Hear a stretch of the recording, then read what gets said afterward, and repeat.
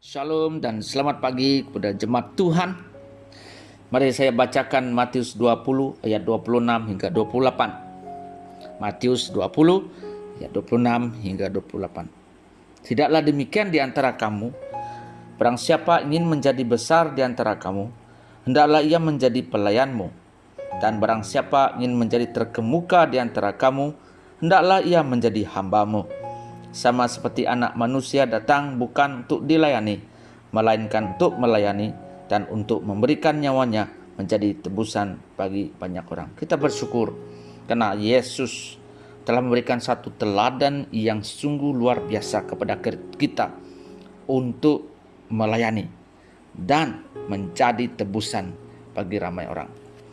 Bagi mulakan ibadah kita, mari kita berdoa. Tuhan Yesus, kami datang padamu pada pagi ini dengan kerendahan hati ingin mengakui segala dosa dan pelanggaran kami yang kami telah lakukan sepanjang satu minggu, baik dalam perkataan, daripada perbuatan kami, tingkah laku kami, di dalam media sosial, apapun ya Tuhan yang kami lakukan, ucapan yang kami ucapkan kepada orang, tindakan yang kami lakukan yang menyebabkan orang lain tidak senang dengan kami.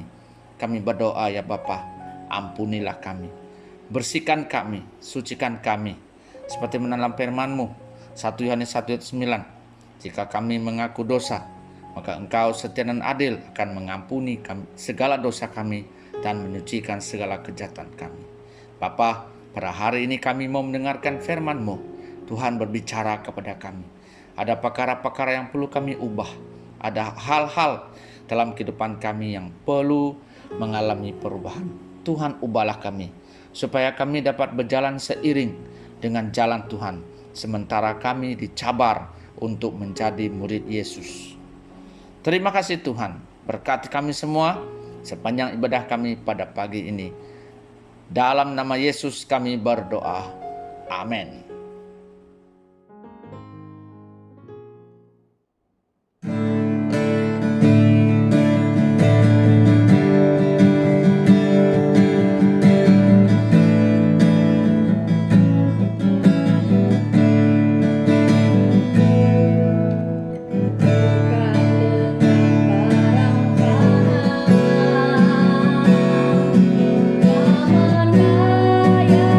Dosa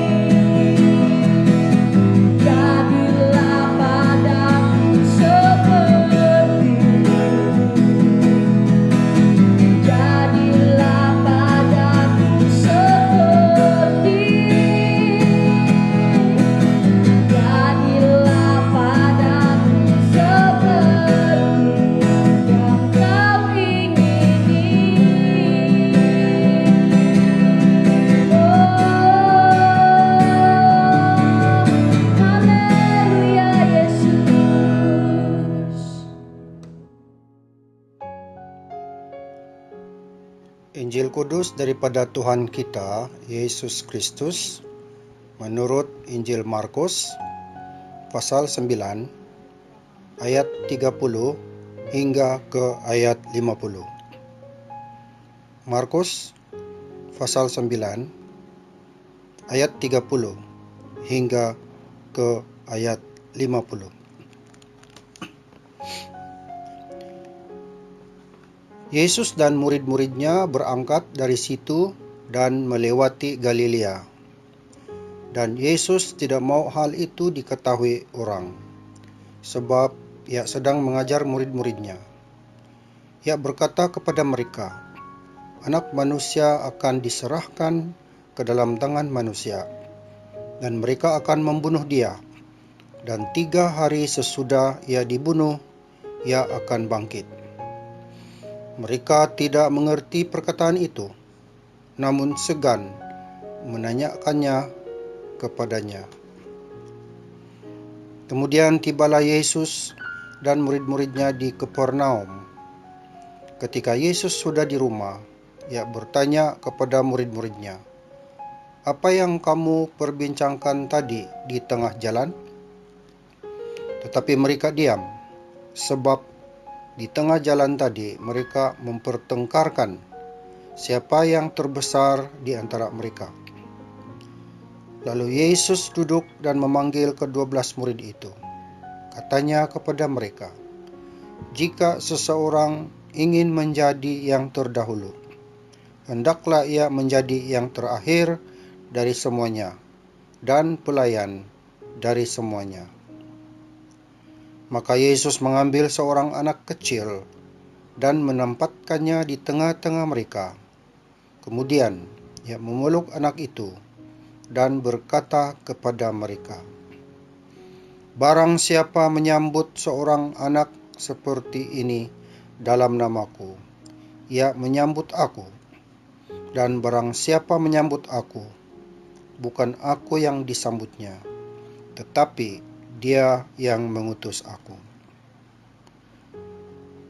Ketika kata Yohanes kepada Yesus, "Guru, kami lihat seorang yang bukan pengikut kita mengusir setan demi namamu.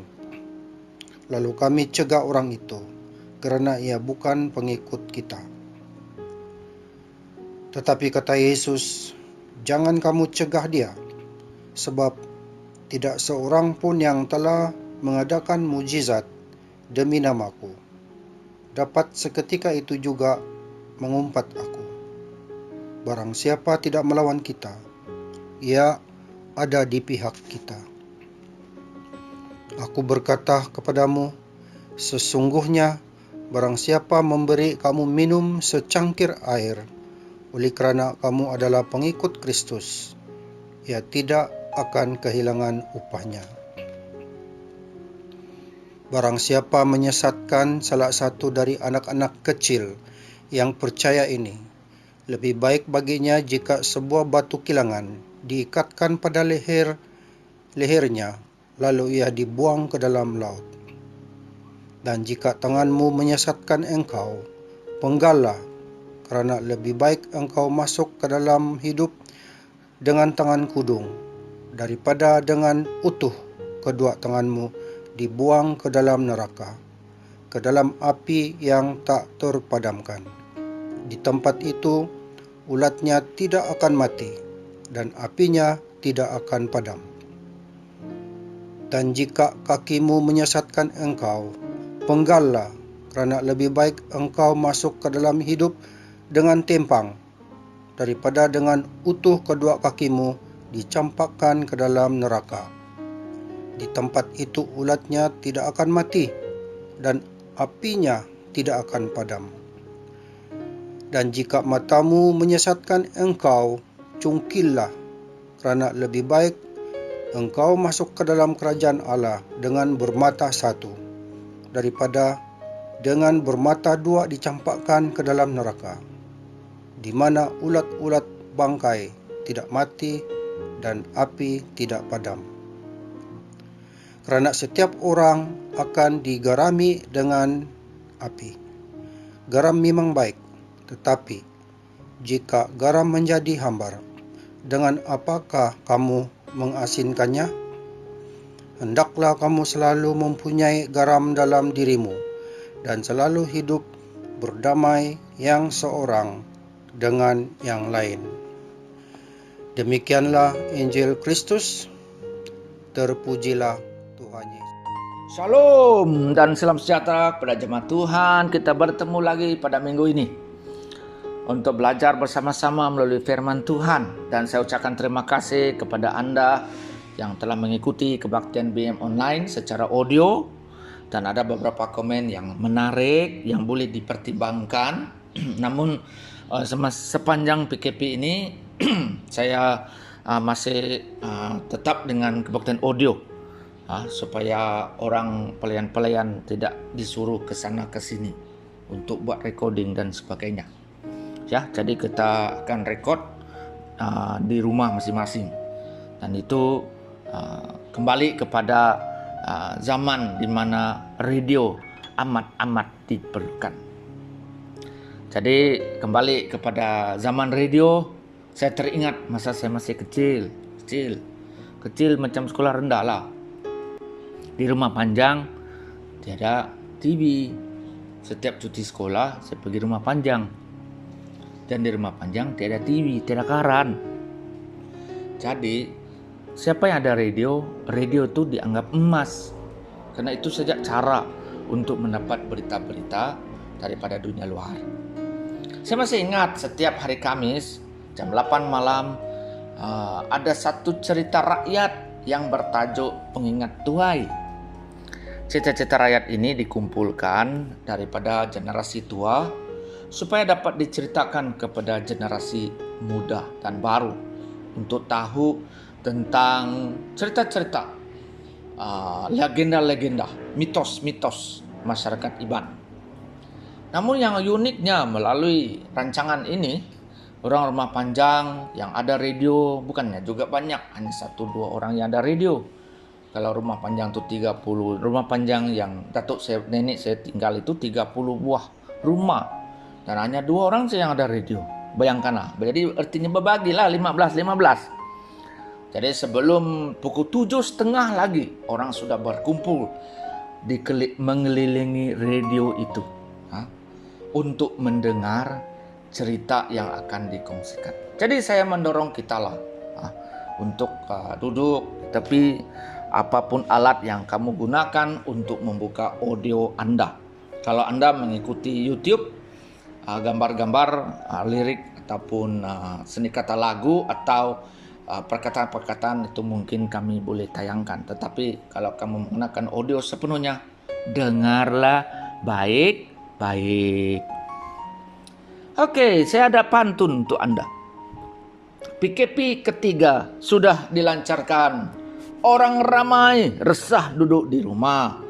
Marilah kita terus berdoa, panjatkan seruan supaya COVID-19 dapat kalah.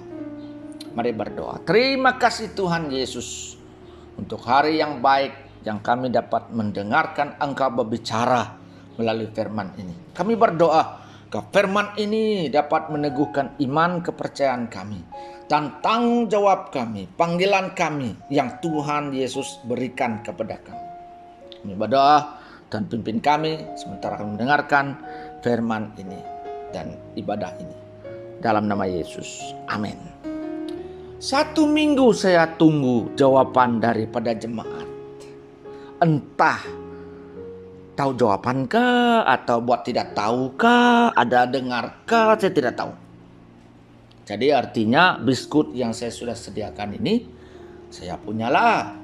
Sebab jawaban ada pada saya lah. Kalau Anda mau jawaban, cobalah, janganlah diam-diam.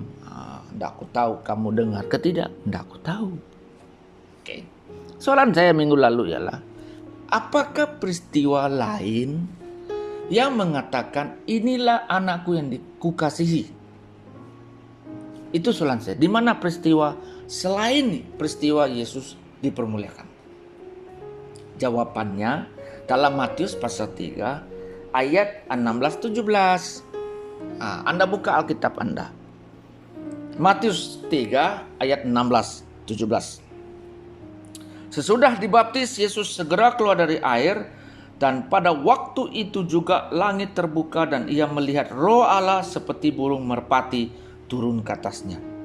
Lalu terdengarlah suara dari surga yang mengatakan, "Inilah anakku yang kukasihi, kepadanya lah aku berkenan." Dan selepas Yesus dipermuliakan, suara dari awan berkata, "Inilah anakku yang kukasihi, dengarkanlah dia." Perkataan pertama, barisan pertama sama, "Inilah anakku yang kukasihi." Tetapi barisan yang kedua selepas koma tidak sama. Selepas Yesus dipermuliakan, dengarkanlah dia. Selepas Yesus dibaptis, kepadanya lah aku berkenan. Kenapa Allah berkata demikian? Kenapa suara itu berkata demikian? Allah berkenan dengan apa yang akan dilakukan oleh Yesus semasa dia berada di bumi. Apa yang dilakukan? Mari kita tengok Markus pasal 1 ayat 15. Yaitu berkata, "Waktunya telah genap, kerajaan Allah sudah dekat, bertobatlah dan percayalah kepada Injil." Allah berkenan kepada apa yang Tuhan Yesus akan lakukan. Apa? Kerajaan Allah sudah dekat. Mari bertobatlah. Bagi kita yang masih tertakluk pada hukum-hukum lama,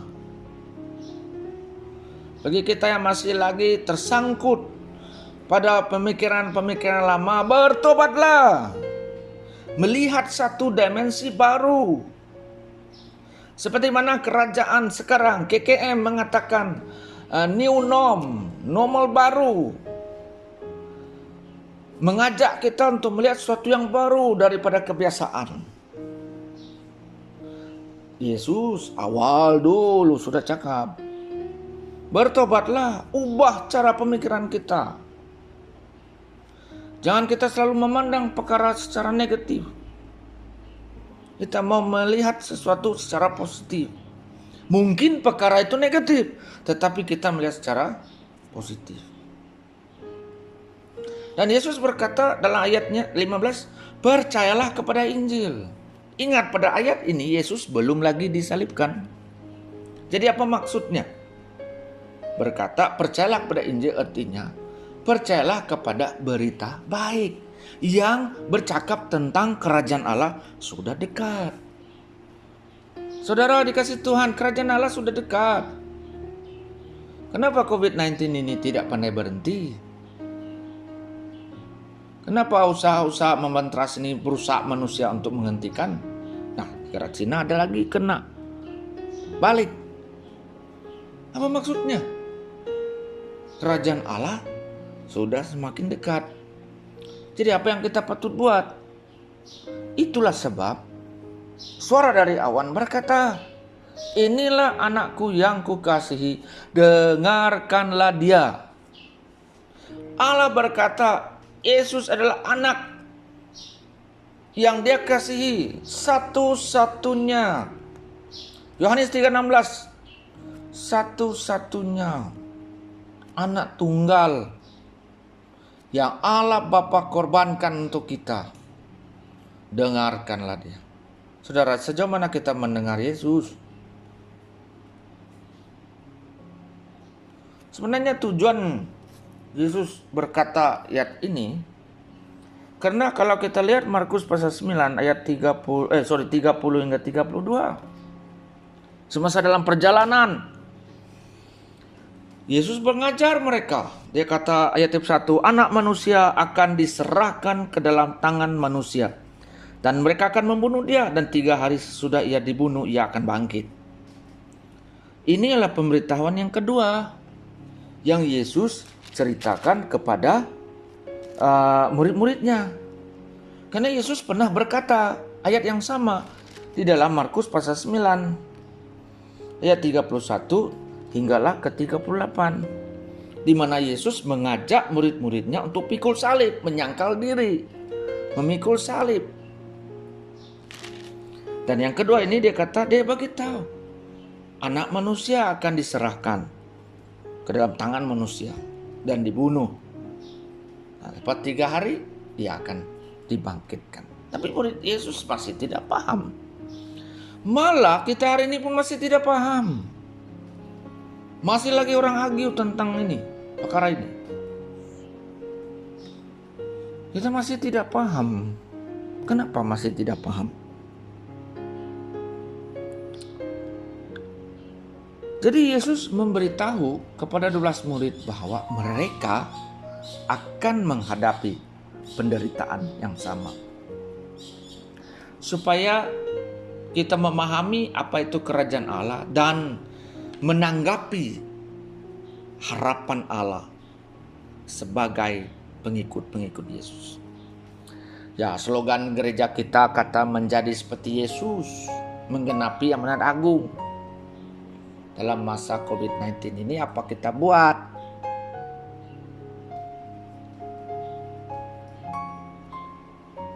Apa kita buat? Menjadi seperti Yesus, menggenapi amanat agung.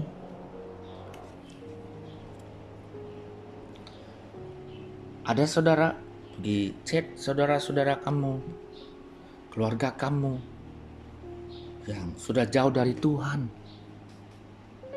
menceritakan tentang berita baik tentang Yesus Kristus, keselamatan yang dia bawa kepada mereka. Tidak payah jauh, tidak payahlah kepada orang lain, pada saudara-saudara kita, kepada jiran tetangga kita yang kita kenal, yang kita rapat, yang kita sayang, keluarga kita yang kita kasihi, yang kita cintai. Apakah kita ada bercerita kepada mereka tentang kerajaan Allah? Atau hal-hal yang tidak penting yang kita ceritakan dengan mereka?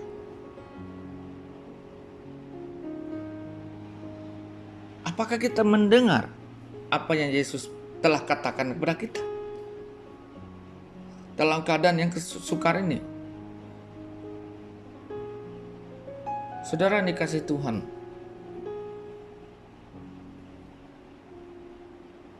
Yesus mengajak kita untuk fokus. Semua orang takut, termasuk kita pun takut dengan COVID-19 ini. Siapa yang terbesar? COVID-19 kah Allah yang terbesar? Kalau kita kata Allah itu terbesar, maka dengarkanlah apa yang Yesus katakan kepada kita.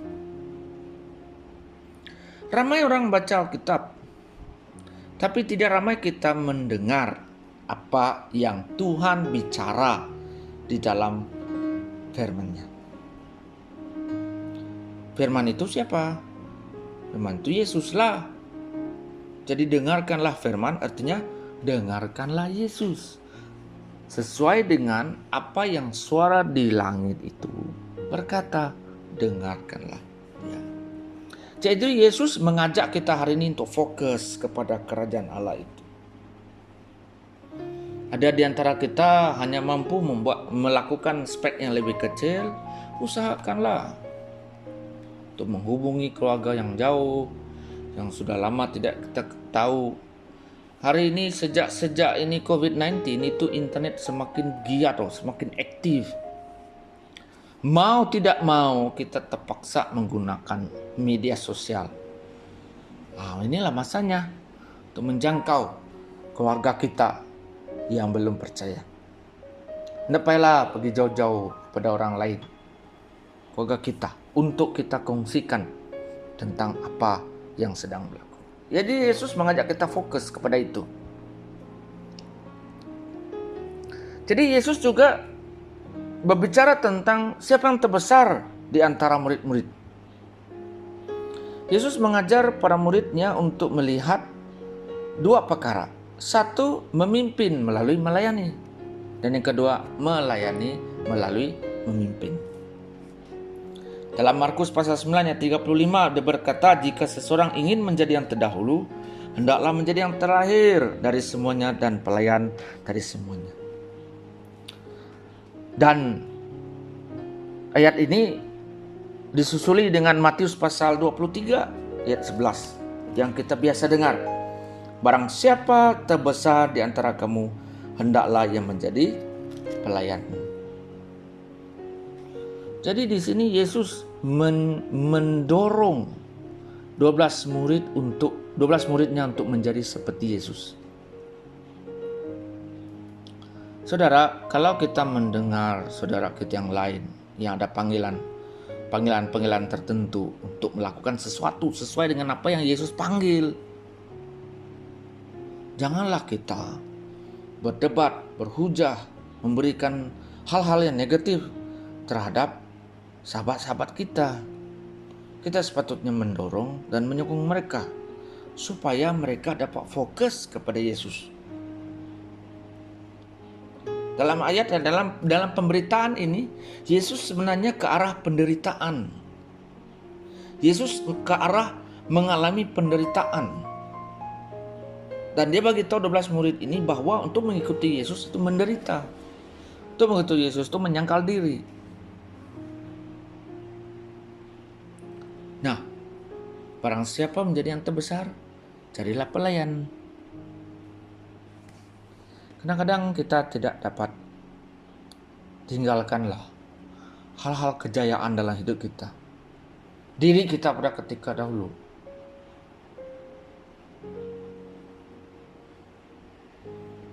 Kita tidak dapat melihat diri kita menjadi murid Yesus. Jadi murid Yesus artinya itu menyangkal diri, belajar untuk rendah hati, dan belajar untuk melayani orang lain. Jadi Yesus menggunakan ilustrasi ayat 36. Yesus mengambil seorang anak kecil dan menempatkannya di tengah-tengah mereka. Kemudian dia memeluk anak itu dan berkata kepada mereka, barang siapa menyambut seorang anak seperti ini dalam namaku, ia menyambut aku. Dan barang siapa menyambut aku, bukan aku yang disambut, tetapi dia yang mengutus.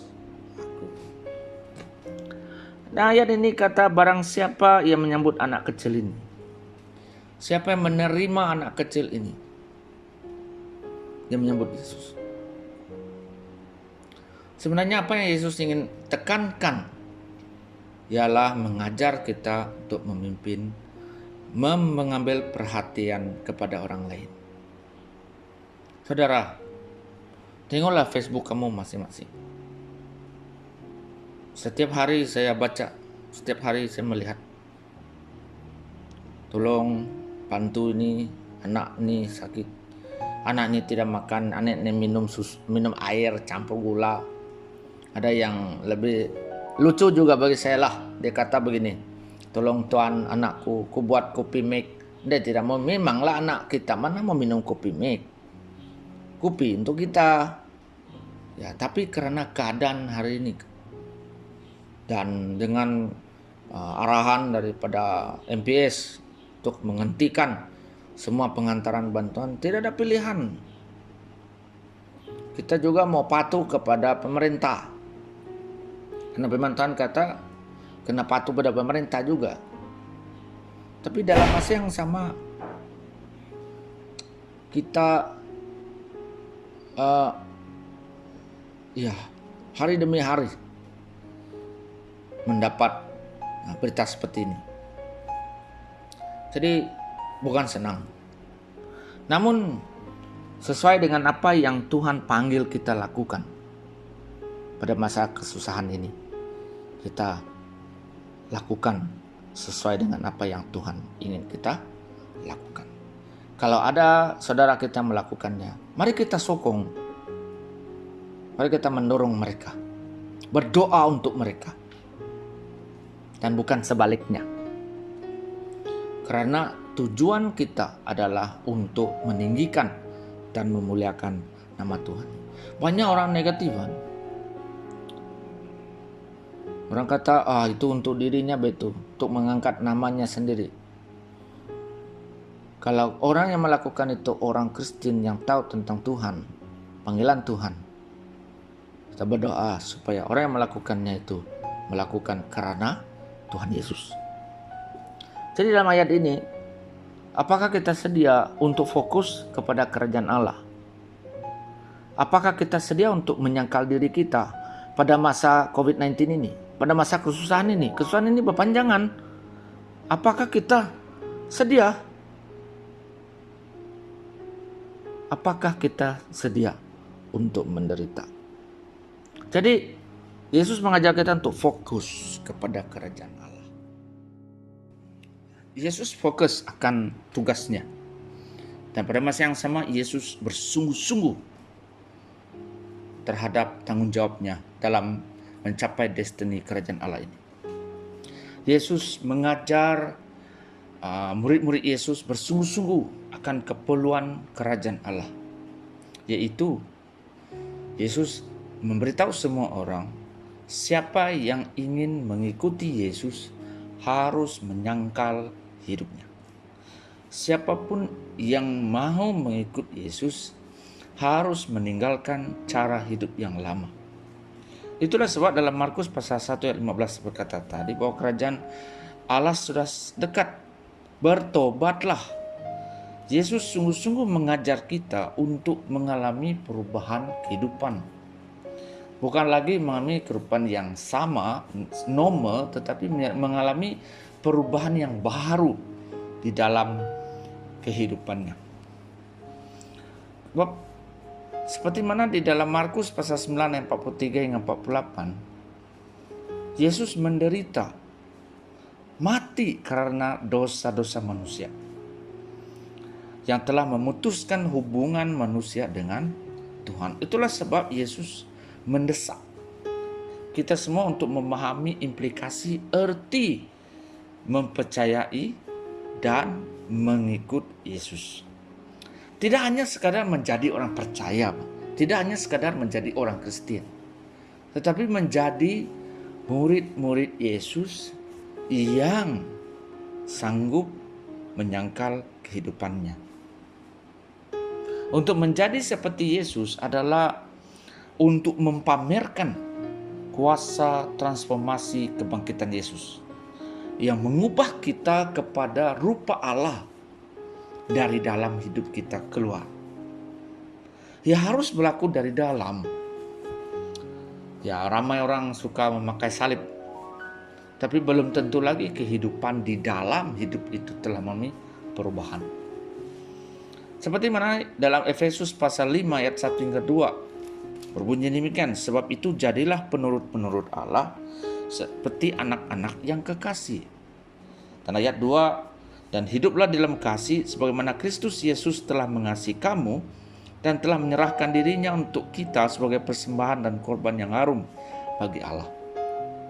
Kalau kita melihat dua teks ini, dua perkara yang kita perlu lakukan apabila kita mau menjadi seperti Yesus sungguh-sungguh, yaitu harus menjadi seorang yang mencontohi, meneladani sifat sikap Tuhan Yesus. Dan yang kedua ialah harus hidup di dalam kasih. Dan kasih ini bukan merujuk pada kasih sesama, tetapi merujuk kepada bagaimana Kristus menyerahkan dirinya, bagaimana Yesus menjadikan dirinya korban bagi orang lain. Saudara yang sekasih Tuhan, pada masa ini, pada masa kesusahan ini, bagaimanakah kita menjadi penurut, menjadi seseorang yang mempamerkan teladan Yesus?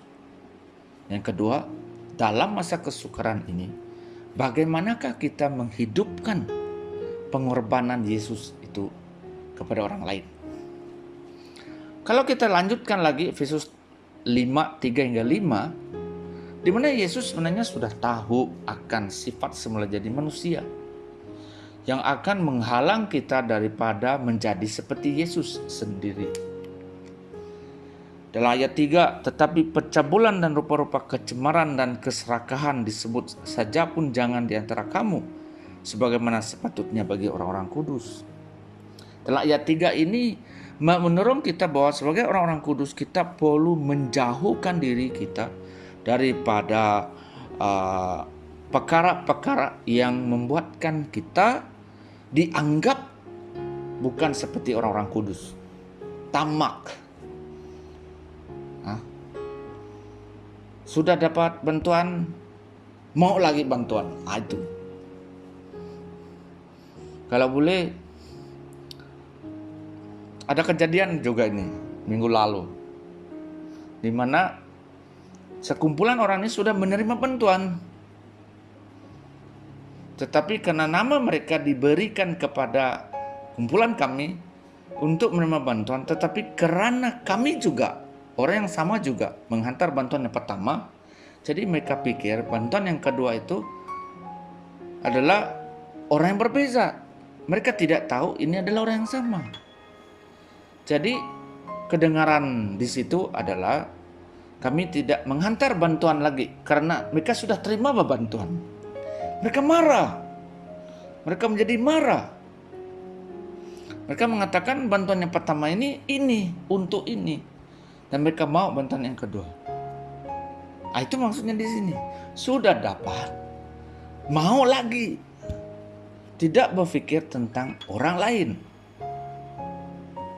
Oke? Dan ayat yang keempat. Demikian juga perkataan yang kotor, yang kosong, sembrono.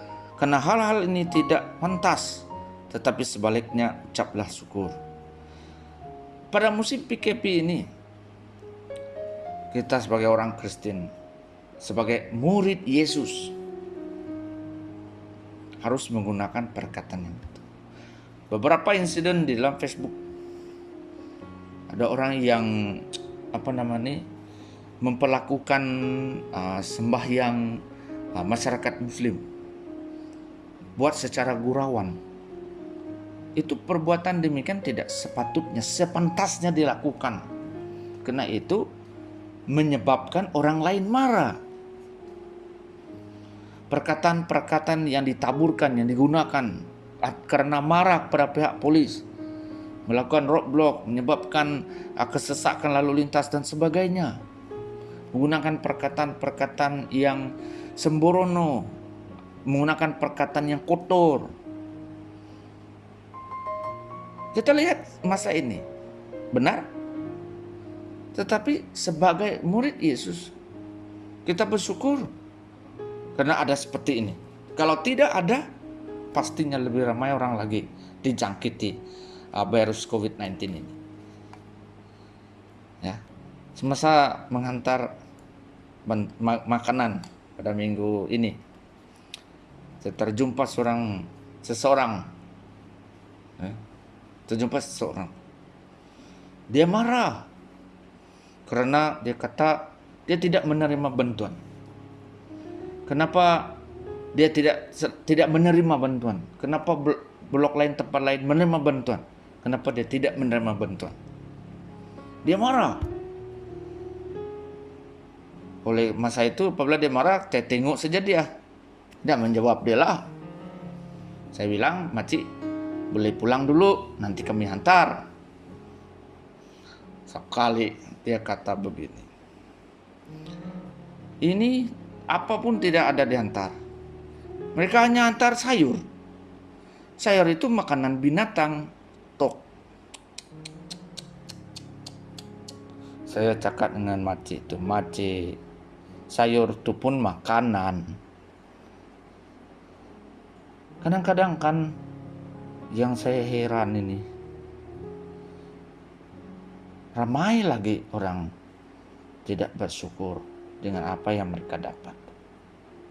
Tetapi mereka lebih suka mengeluarkan perkataan-perkataan kosong. Perkataan-perkataan yang membangkitkan kemarahan daripada bersyukur. Saya tidak tahu jemaat Tuhan, ada di antara kita mungkin menerima bantuan. Bersyukurlah, sebab ramai yang tidak menerima bantuan. Ramai yang tidak menerima bantuan. Jadi bagi kita yang menerima atau tidak menerima bantuan, kita bersyukur pada Tuhan. Kalau kita menerima seplastik ikan, walaupun dia kurus-kurus, kita bersyukur karena kita ada makanan pada hari itu.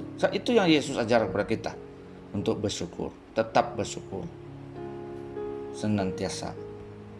bersyukurlah senantiasa. Karena itu yang dikehendaki oleh Kristus Yesus di dalam hidup kita. Jadi apa yang kita ada, kita bersyukur. Karena ada orang lain yang tidak dapat menikmatinya. Jelas, sebab itu menjadi murid Yesus kena sungguh-sungguh. Karena kita akan sedang ke arah mengalami suatu perubahan di dalam kehidupan kita. Dan dia harus keluar daripada dalam. Keluar dari dalam. Ayat 5, karena ingatlah ini baik-baik. Tidak ada orang Sunda, orang cema, orang serakah. Artinya penyembahan berhala yang mendapat bahagian dalam kerajaan Kristus dan Allah. Kita tidak mau diri kita jatuh dalam kategori ini. Karena kita tidak dapat menikmati kerajaan Kristus dan Allah. Nah, bagi kita yang masih memiliki sifat-sifat seperti ini, belum terlambat untuk kita datang pada Tuhan, mengakui kesilapan kita. Lalu kita ada menyatakan perkataan-perkataan yang sembrono, kotor, kosong, ataupun kita memiliki suatu tindakan kecemaran, keserakahan ini ketamakan. Belum terlambat untuk datang pada Tuhan, mengakui dosa supaya kita dapat membetulkan hubungan kita dengan Tuhan. Dan daripada kenyataan ini, daripada kesungguhan ini, Yesus berkata dalam Markus 9 ayat 49, karena setiap orang akan digarami dengan api. Garam memang baik, tetapi jika garam menjadi hambar, dengan apakah kamu mengasinkannya? Dengan cara apakah mengasinkan? Hendaklah kamu selalu mempunyai garam dalam dirimu dan selalu hidup berdamai yang seorang dengan yang lain. Jadi Yesus menggunakan ilustrasi garam. Garam itu penting di dalam kehidupan manusia. Tanpa garam kita tidak menikmati kesedapan makanan. Tanpa garam tidak dapat mengawet makanan-makanan tertentu. Jadi dalam hidup kita sebagai murid Yesus juga harus mempunyai garam dan harus memiliki kehidupan damai dengan seorang dengan yang lain. Jadi Yesus menyerahkan dirinya 100% kepada Bapa dan 100% kepada kita. Yesus menjadi garam, menggarami. Yesus menjadi garam dengan api melalui kematian yang sangat tragik bagi kita. Jadi Yesus juga mau orang-orang yang mengikut dia. Yesus mau murid-muridnya juga mengalami perkara yang sama. Seperti mana yang Yesus katakan. Mari kita lihat Lukas pasal 14 ayat 28. Lukas 14 ayat 28. Berbunyi demikian. Sebab siapakah di antara kamu yang kalau mau mendirikan sebuah menara. Mari kita lihat Lukas pasal 14 ayat 27. Mari kita buka Lukas 14 ayat 27. Barang siapa tidak memikul salibnya dan mengikut aku, ia tidak dapat menjadi muridku. Ulang sekali lagi. Barang siapa tidak memikul salibnya dan mengikut aku, ia tidak dapat menjadi muridku. Saudara, ayat ini menjelaskan bahwa untuk menjadi murid Yesus harus memikul salib itu. Harus hidup itu menggarami dengan api. Kita ada pilihan hari ini sebenarnya untuk menjadi murid Yesus, mengambil peluang itu menjadi murid Yesus atau mengabaikannya. Jadi itulah sebab apabila Yesus berkata, akhir sekali Yesus berkata, hiduplah, hendaklah kamu selalu mempunyai garam dalam dirimu dan selalu hidup berdamai yang seorang dengan yang lain. Marilah mengingatkan kita untuk menjadi ikut Yesus, murid-murid Yesus dalam menjadi garam ke dalam dunia. Pada masa kesukaran ini kita boleh menjadi garam. Inilah masa baik. Saya pikir inilah masa yang Tuhan sediakan bagi kita. Selama ini kita dalam zona selesa. Selama ini kita dalam zona selesa. Kita tidak tahu bagaimana menjadikan firman Tuhan ini menjadi praktik dalam hidup kita. Kita tidak dapat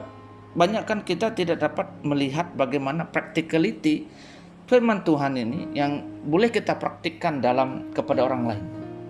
Masa sukar inilah peluang bagaimana kita menghidupkan firman Tuhan itu ke dalam dunia ini. Saya ulang sekali lagi bahwa marilah kita lihat kiri dan kanan kita. Lihat di sekeliling kita. Bagaimanakah saya dapat menjadi garam dan terang kepada orang lain? Apakah yang kita boleh lakukan kepada orang sekitar kita? Sebab kalau mau pergi jauh-jauh tidak boleh kan? PKP. Jadi yang dekat dengan kita dan sekeliling kita. Kalau ada orang hubungi kamu, saudara, tolonglah aku. Dahlah susah, tak boleh, tak ada kerja, tak ada duit, tak ada gaji. Bolehkah bantu aku sedikit beras? Apakah respon Anda? Apakah respon kita? Apakah kita bertindak? Ataupun tidak apalah, ada orang yang boleh menolong Anda. Jadi saya bersyukur karena ada beberapa jemaat kita yang bertindak, yang mengambil langkah, memberi di dalam kekurangan untuk membantu orang lain.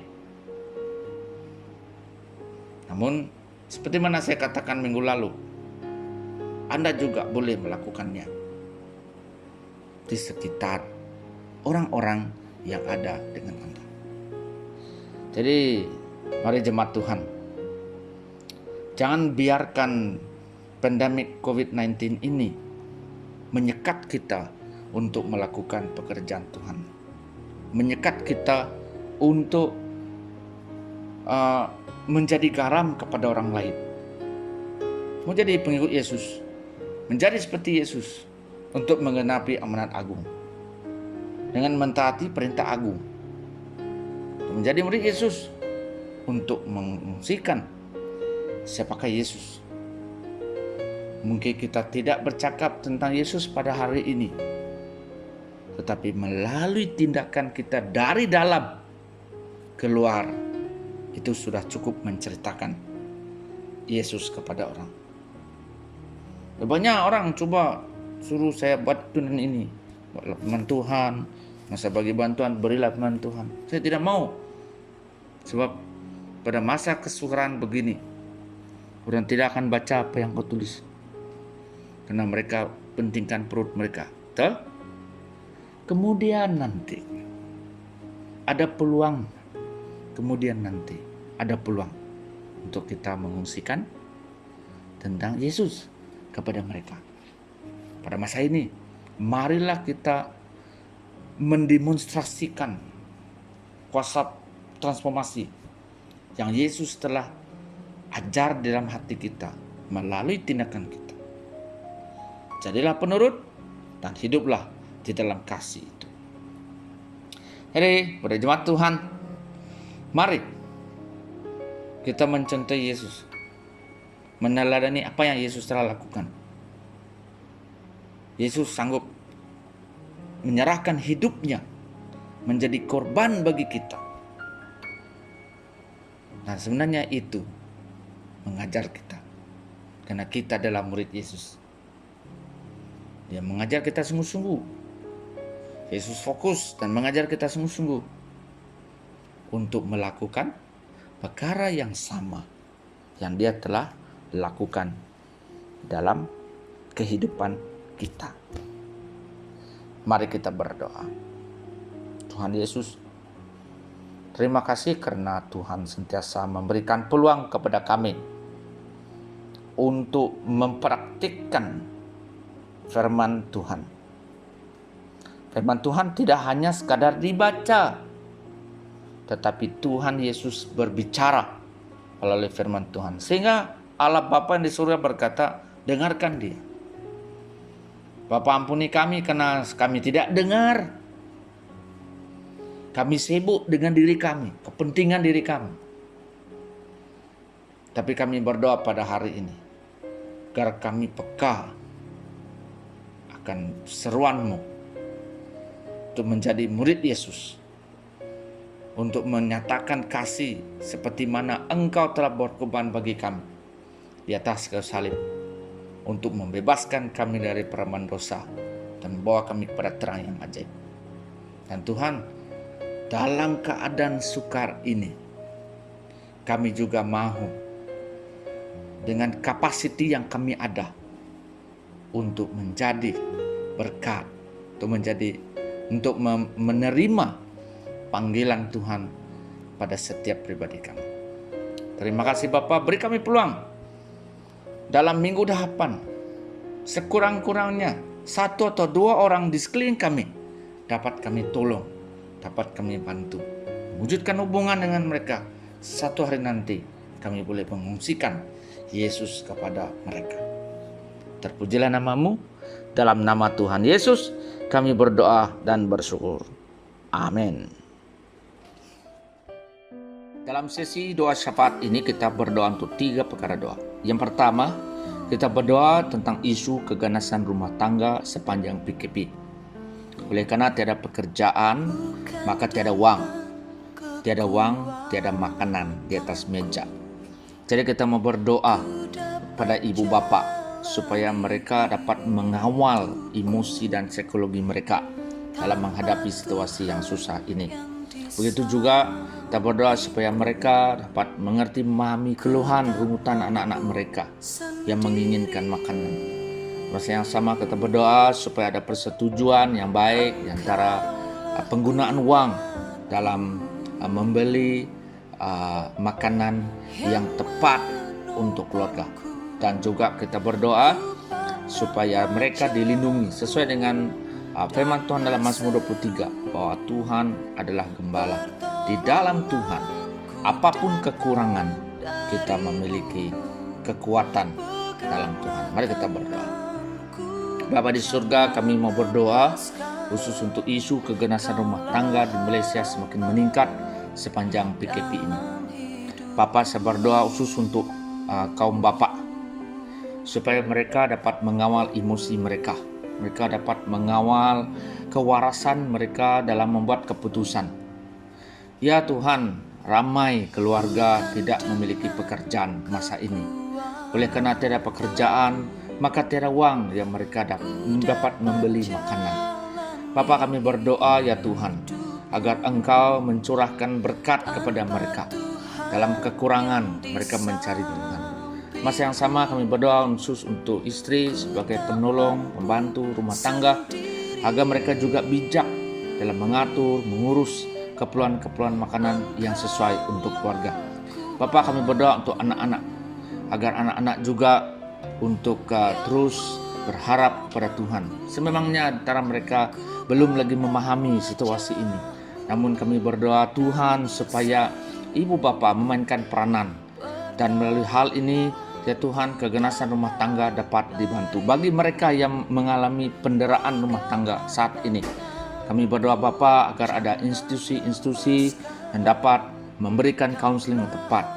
Ya, berdoa untuk orang-orang Kristen yang mungkin mengalami keganasan rumah tangga saat ini, agar mereka dapat mencari gereja-gereja mereka sendiri, pastor-pastor mereka untuk meminta kaunseling, untuk meminta doa. Bapa, kami berdoa, ya Tuhan, segala sesuatu ada jalannya, dan jalan yang Yesus sediakan itu jalan kedamaian, sesuai dengan Engkau memberikan kedamaian kepada setiap orang. Kami berdoa Bapa agar Engkau memperdamaikan emosi, psikologi, keperluan-keperluan fisikal, dan keperluan-keperluan yang lain. Terpuji nama-Mu, dalam nama Yesus kami berdoa. Amin. Kedua, kita berdoa untuk kecukupan bekalan makanan sepanjang PKP, apatah lagi bermulanya musim puasa.